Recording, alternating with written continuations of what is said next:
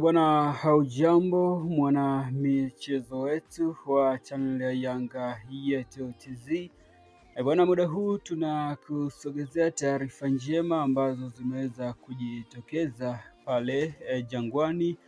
Bwana, taarifa njema hizo ni kuhusiana na moja ya mchezaji mpya ambaye tayari ameshaweza kula mkataba kwenye klabu hiyo.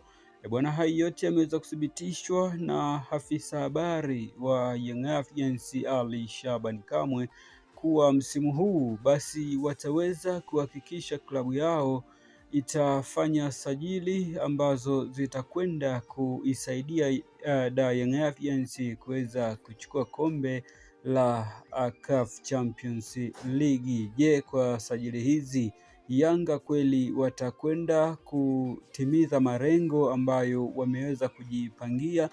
Bwana, sisi kama Yanga Yetu TZ basi tutaweza kukujuza kile kilichoweza kujili ndani ya masaa 24 kutoka chama kupenda kabisa ya Yanga Yetu TZ. Bwana, deal done ndizo ambazo zinaweza kutawala kwa hivi sasa.